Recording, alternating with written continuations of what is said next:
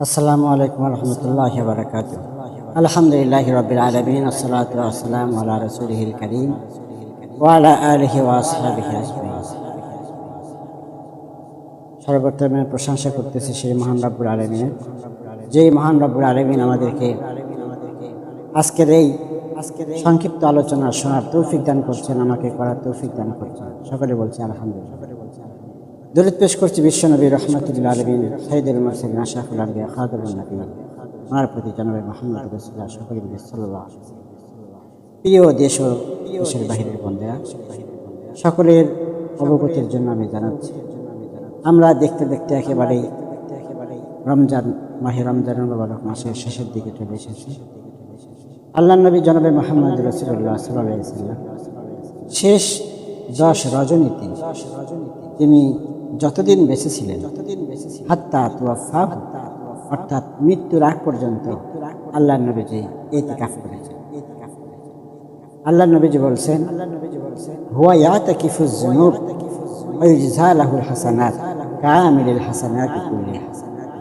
যে ব্যক্তি ইতিকাফ করবে, এই 10 রজনী যে ব্যক্তি মসজিদে অবস্থান করবে, আল্লাহ পাক সে ব্যক্তি মসজিদের বাহিরে থাকলে সে যত কল্যাণমূলক কাজ করতে সক্ষম হতো, আল্লাহ পাক সকল কল্যাণময় কাজের প্রতিদান আল্লাহ পাক তার আমলনামায় দান করেন।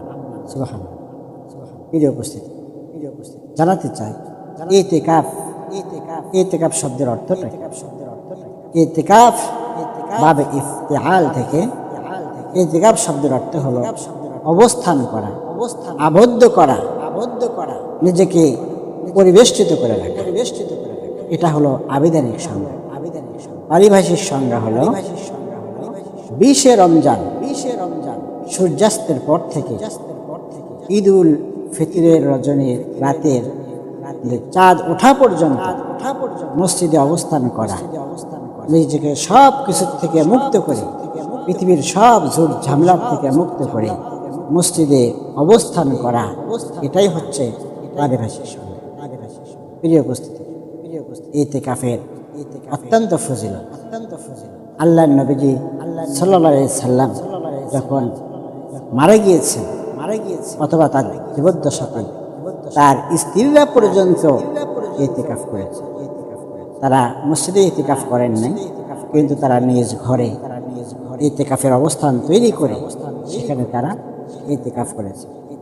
ইতিকাফ করার আরেকটা ফজিলত হচ্ছে, এই 10 রজনীর মধ্যে ভিজুর যে রজনীগুলো, এই রজনীর মধ্যে আমরা লাইলাতুল কদর অর্থাৎ শবে কদর যেটাকে আমরা চিনি সহজভাবে, এই লাইলাতুল কদর এই ভিজুর রজনীতেই নিহিত রয়েছে। যেই ব্যক্তি মসজিদে অবস্থান করবে, এই ব্যক্তির কাছ থেকে লাইলাতুল কদর মিস হয়ে যাওয়ার কোনো সম্ভাবনা নেই।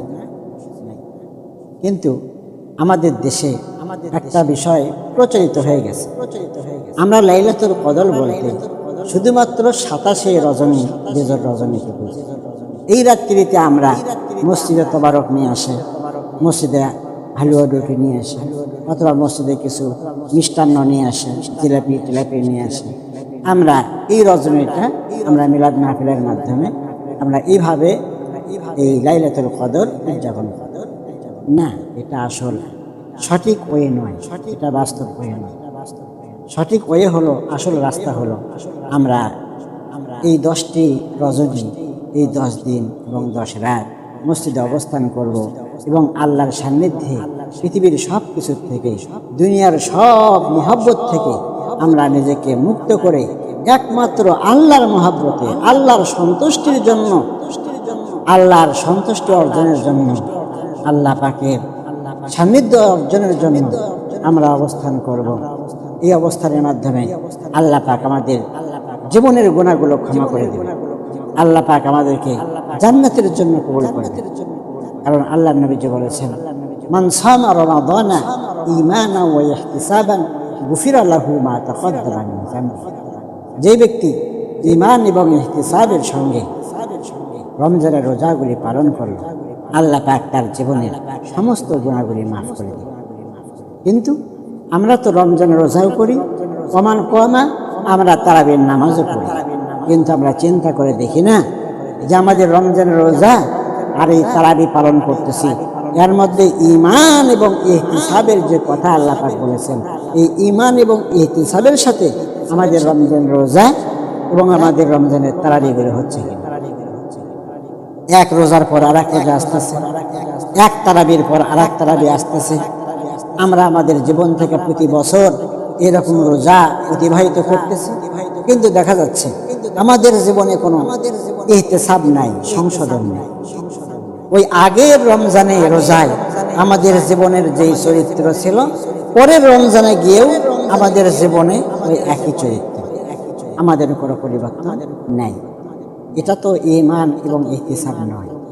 ঈমান এবং ইহতিসাব হলো পরিপূর্ণ ঐকান্তিকতার সাথে, আন্তরিকতার সাথে আমাদের জীবনে যত ভুল ভ্রান্তি আছে, সব ভুল ভ্রান্তিগুলো আমরা ইহতিসাবের মাধ্যমে সংশোধন করে নেব।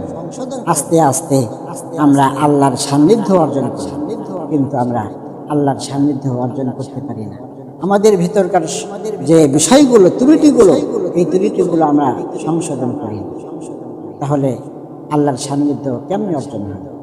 প্রিয় উপস্থিতি, আমি আপনাদের সকলের উদ্দেশ্যে বলতে চাই, সেই জন্য আসুন আমরা ইতিকাফের মাধ্যমে, আমরা মসজিদে এই 10টি দিন অবস্থানের মাধ্যমে আল্লাহর নৈকট্য অর্জন করি এবং জাহান্নামের সকল রাস্তার থেকে আমরা ফিরে আসি, মুক্ত হই। আল্লাহ পাক আমাদের দুনিয়ার সমস্ত চোরা রাস্তা, শয়তানের রাস্তা, শয়তান প্রতিটি রন্ধ্রে রন্ধ্রে, এই সমাজের প্রতিটি রন্ধ্রে রন্ধ্রে আমাদের জন্য ফাঁদ তৈরি করে রেখেছে। এই জন্যই তো শয়তান তো আল্লাহর সাথে চ্যালেঞ্জ করেইছিল, সুম্মা লাআতিয়ান্নাহুম মিন বাইনি আইদিহিম ওয়া মিন খালফিহিম ওয়া আন আইমানিহিম ওয়া আন শিমাইলিহিম। আমি তোমার বান্দাদেরকে ডান দিক থেকে, বাম দিক থেকে, পেছন দিক থেকে, সামনের দিক থেকে, চতুর্দিক থেকে আমি তাদেরকে অ্যাটাক করব। ওয়ালা তাজিদু আকসারাহুম শাকিরিন। আপনি অধিকাংশকেই আপনি পাবেন না যে তারা শুকর গুজার করে। এই জন্য আসুন আমরা শয়তানের চ্যালেঞ্জকে খণ্ডিত করে দিই, শয়তানের চ্যালেঞ্জকে আমরা ভঙ্গন করে দিই, আল্লাহর নৈকট্য আমরা অর্জন করি, শয়তানের হাজারো ফাঁদ থেকে আমরা বেঁচে আসি। আল্লাহ পাক আমাদেরকে তৌফিক দান করুন, আমরা যেন শয়তানের সকল ওয়াসওয়াসা থেকে, আমাদের নফস ওয়াসওয়াসা থেকে, নফসানিয়াত থেকে আমরা যেন নিজেকে মুক্ত রাখতে পারি। আল্লাহ পাক আমাদের সকলকে তৌফিক দান করুন। ওয়া আখিরু দাওয়ানা আলহামদুলিল্লাহি রাব্বিল আলামিন। আসসালামু আলাইকুম।